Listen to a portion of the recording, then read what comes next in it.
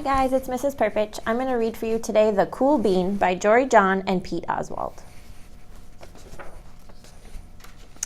Watch out! Here come the cool beans. The cool beans. Oh yeah, check out how they move. Look at the way they swagger. Notice their sunglasses. Yow! The cool beans are known all over school, from house to house, across town, beyond county lines. In the olden days, last year, we were all one big pot of beans. We were a mixed bag, but somehow it worked. Yep, those were the good old days. And then we stopped seeing each other as much. That's just how it is sometimes. You spend less time together, even though you're not totally sure why. I watched as the beans I knew so well, the beans from my own pod, became the cool beans. Oh, they were so cool. One of them could play the guitar. Cool. One of them could draw the best superheroes. Cool. One of them could jump higher than any bean I'd ever known. Cool. Me, well, I mostly stayed the same. Sure, I made a few small changes. I wore sunglasses. Too big. I slicked my hair back. Too slick. I strutted around. Ow! I swaggered. Oof!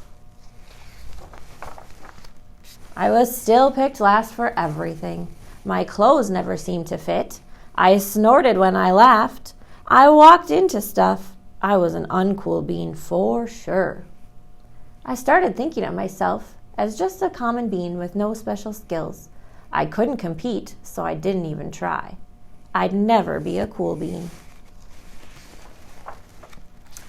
It seemed like there were two types of beans in the world.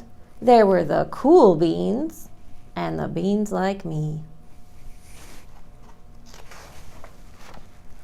The days all blended together. I lived my life and things were just okay. I took tests and ate lunches and mostly kept to myself. The cool beans continued being cool. I mean, sure, I missed them a bit, but it's not like I was going to say anything. I felt like the coolness had gotten in the way of our friendship.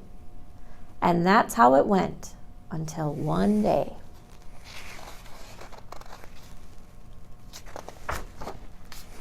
I was in the cafeteria. I dropped my lunch on my loafers. Oh, no, not again. But then something sort of miraculous happened. Out of nowhere, one of the cool beans helped me clean it up. He didn't even say anything. He just gave me a nod. That was it. Later, I was out on the playground. I tripped and scraped my knee and maybe cried a little bit, and everybody saw it. Another one of the cool beans came to my side, and without a word, he dusted me off. That afternoon, I was sitting in class. I wasn't really paying attention. I didn't notice, but our teacher had called on me. Everybody stared. I sat there in silence. Nobody said anything. And then, everyone just laughed at me. That was it. After today, I was officially a has-been. But then one of the cool beans stood up and came over to me. Everybody watched. She leaned in close and whispered, "Hey, the teacher asked you to read from page 32. Then she gave me a quick wink and went back to her seat. It was a small gesture, sure, but it was also everything. I walked home with a goofy smile on my face. I smiled all the way through dinner. That day made all the difference. It was a day that could have been really bad, if not for kindness of a few cool beans. It gave me a shred of confidence. That shred of confidence has continued to grow. Somebody had my back, or a few somebodies. After that, I started hanging out with the cool beans again. How have you been? Get it? How have you been? Not all the time, but sometimes. At lunch, after school, even on the weekends.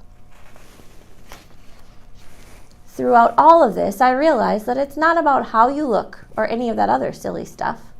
It's about a wink or a nod or a smile at just the right moment. It's about dusting somebody off, helping them up again and pointing them in the right direction. You need a hand? Yes, please. Now that's cool.